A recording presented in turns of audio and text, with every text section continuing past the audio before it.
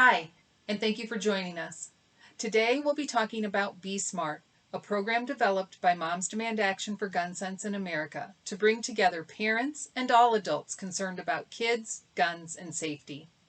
I'm Lori. I'm a mental health professional who has seen firsthand the tragedies that can occur when kids are allowed access to guns.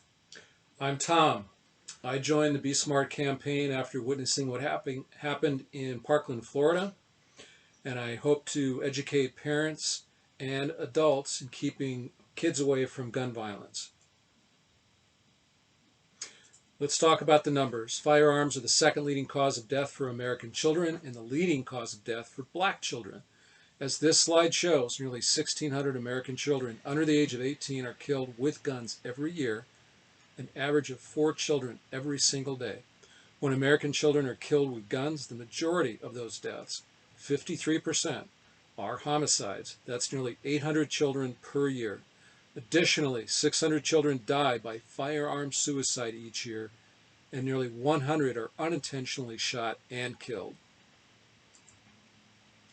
We know that approximately 4.6 million children live in a household with at least one loaded, unlocked gun. While school shootings and mass shootings typically make national headlines, the reality is that for children under the age of 13, gun homicides most frequently occur in the home. And one study showed that nearly 90% of unintentional shooting deaths and injuries among children under the age of 15 occur in the home. What's more, we know that in incidents of gunfire on school grounds, 78% of shooters under the age of 18 obtain the guns from their home or the homes of relatives or friends. I know this is an emotional issue, and we may come from different walks of life. Many of you may be parents. Some are gun owners and some are not. You may have had a personal experience with guns, and some of you may have even been impacted by gun violence. We believe that most gun owners want to be responsible gun owners. So we are here today to talk about what all of us, gun owners and non-gun owners alike, can do to make sure children don't have unsupervised access to guns. For now, let's leave politics at the door and agree on these three things. 1. We all want kids to grow up happy and healthy. 2. We each have the right to make responsible decisions about how to protect our homes, families, and communities, including whether or not to have a gun in our home. And 3. If we can prevent even one child gun death or injury, it's our responsibility to do so. We're not here to talk about laws or policies, so let's set those aside. I want to take a few minutes to talk specifically about what the consequences of unsecured guns looks like. On this slide, you'll see just a few headlines from stories from across the country, although we know there are many incidents that go unreported. Some of you may remember from the news the first story in the top left. In January of 2018, there was a school shooting in Kentucky at Marshall County High School. At least 16 people were shot and wounded. Two of them, Bailey Holt and Preston Cope, were killed. The 16-year-old shooter had gained access to his stepfather's unsecured pistol from his bedroom. The next tragedy took place in May of 2018. A 4-year-old boy from Louisa, Virginia, unintentionally shot his 2-year-old brother Tyson after accessing an unsecured gun that was kept, quote-unquote, high in an upper cabinet. The next headline on the bottom left illustrates that when kids are looking to carry guns out of fear, easy access to guns can help facilitate the cycle of violence. Like 17-year-old King Zeke of Jackson, Mississippi, who told the Jackson Free Press that some young people in his community carry guns out of fear of being robbed or shot and believe that having a gun will allow them to defend themselves. Let me also point out our final story about 13-year-old Mikey from Brewster, New York. Mikey was a friendly, popular 8th grader. He was an expert bowler, an avid athlete, and he loved video games. In January 2013, Mikey came home from school and took one of his father's unlocked, loaded guns and shot himself. His family knew Mikey to be a happy kid, and they don't believe he had planned to die that day. But with easy access to a loaded gun, Mikey made an impulsive decision that tragically became a fatal one. All four of these stories show the fallout of when young people get their hands on unsecured guns. No story is quite the same, but all are tragic and all are preventable. It's important to remember that even if you are practicing responsible storage, or if you don't have a gun in your home, you can't be sure about other homes. You can't be sure about how responsible other people are being. And that's where our Be Smart program becomes helpful. What can we do? We can learn to be smart. Let's start with S. Secure your guns in homes and vehicles. 13 million households with children contain at least one gun, and the majority of children in gun-owning households know where the gun is stored. And we already know that in incidents of gunfire on school grounds, the majority of shooters under the age of 18 obtain the guns from their home or the homes of relatives or friends, like the tragedy that unfolded at Marshall County High School in Kentucky that we touched on earlier. So, what do I mean by securing guns? Guns should be stored, locked, and unloaded with ammunition stored separately. Hiding a gun is not securing a gun, and we know that can lead to tragedy. We talked about the 4-year-old boy in Virginia who unintentionally shot his 2-year-old brother after accessing an unsecured gun that was just stored high in an upper cabinet. And remember Zeke from Mississippi, who spoke of the complicated safety reasons that push some teens to want a gun. Keep in mind that kids may feel a variety of emotions about guns, from curiosity to fascination to fear.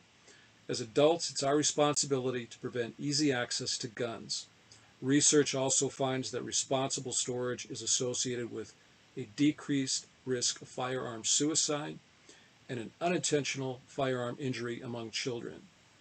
One study showed that households that locked both firearms and ammunition had a 78% lower risk of self-inflicted firearm injuries among children and teenagers and an 85% lower risk of unintentional firearm injuries. Some commonly used responsible storage practices include using a cable lock, lockbox, or firearm safe, as well as storing firearms unloaded with ammunition stored separately. Unsecured guns also contribute to the staggering number of guns stolen each year. An estimated 380,000 guns are stolen from private gun owners every year, and gun owners were 3 times more likely to have a gun stolen if they carried a gun in the last month. Research also suggests that nearly 1/4 of stolen guns are taken from cars. So storing a gun in a glove compartment or underneath a car seat is not considered responsible storage. M. Model responsible behavior. Every law-abiding adult has the right to decide whether or not to have a gun in the home. But you can't rely on curious kids not to find a gun. As we saw on the slide before, one study showed that the majority of children are aware of where their parents store their guns and that more than 1/3 reported handling their parents' guns, many doing so without the knowledge of their parents. Nearly 1/4 of parents did not know that their children had handled the gun in their house. It's always an adult's responsibility to prevent unauthorized access to guns, not a curious child's responsibility to avoid guns. Talk to your kids about gun safety, but remember, that's a precaution, not a guarantee. One study found that young children who go through a week-long gun safety training are just as likely as children with no training to approach or play with a handgun when they find one. Modeling responsible behavior means that smart adults make sure that kids don't have the opportunity to access guns. That said, you can't control the environment that your child is in all the time, so you should teach them not to touch a gun if they come across one, real or pretend, and give them the tools to get out of a dangerous situation and to alert an adult. As an adult, it's your responsibility to do everything you can to prevent them from getting in a dangerous situation to begin with. A. Ask about unsecured guns in other homes.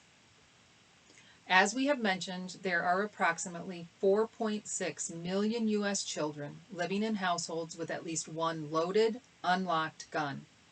That's why you need to ask about firearms in other homes your child visits.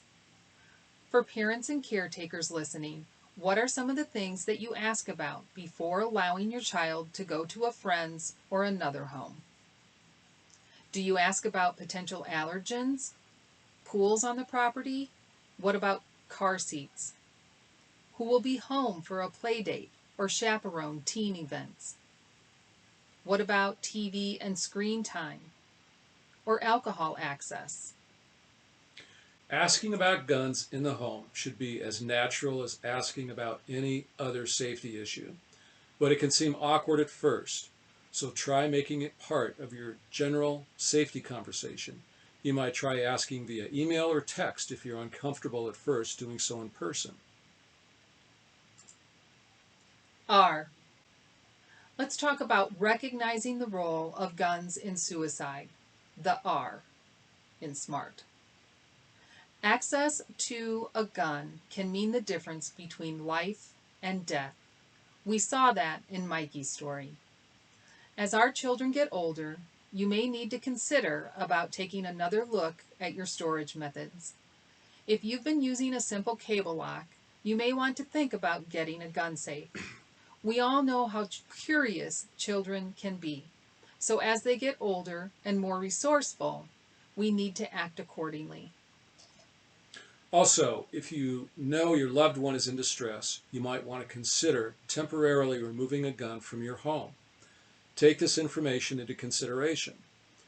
Most people who attempt suicide do not die unless they use a gun. In fact, 85% of suicide attempts with a gun result in death, a much higher fatality rate than any other means of self-harm. This contributes to the fact that 40% of child suicides involve a gun. If you consider temporarily removing a gun from your home, you can do that. How can you do that? Where can you bring it? Local law enforcement may be willing to temporarily store your guns. Some licensed gun dealers or gun ranges may be willing to temporarily store your guns. Or you could temporarily store your guns in the home of a friend or family member. To manage risk for that friend or family member, you should lock any guns that you transfer and not provide the key or code. The National Youth Survey conducted by the CDC showed that 17% of high school students surveyed had seriously considered attempting suicide within the last year. One study showed that 41% of adolescents in gun-owning households report having easy access to the guns in their home. As we discussed earlier, research shows that responsible firearm storage is associated with decreased risk of child firearm suicide. Here are some resources you might find helpful in getting information about suicide prevention. T is for tell. That is the power of being smart. We've heard from people that because of Be Smart, they know to ask about the presence of guns before their children go to other people's homes, that they have talked to family members about guns in the homes, when they have recognized the role of guns in suicide, and that gun owners are modeling responsible behavior as a direct result of Be Smart. So, who are you going to tell to be smart today? Research shows that law enforcement, the military, and hunting or outdoor groups are particularly effective at communicating safe storage practices. To summarize then, be smart. S. Secure all guns in your homes and vehicles. M. Model responsible behavior. A. Ask about unsecured guns in other homes. R. Recognize the role of guns in suicide. T. Tell your peers to be smart. If you'd like additional information about the sources of information used in this presentation, you can refer to this page. Thank you so much for spending your time here today. If you'd like more information about Be Smart, please visit besmartforkids.org. Thank you.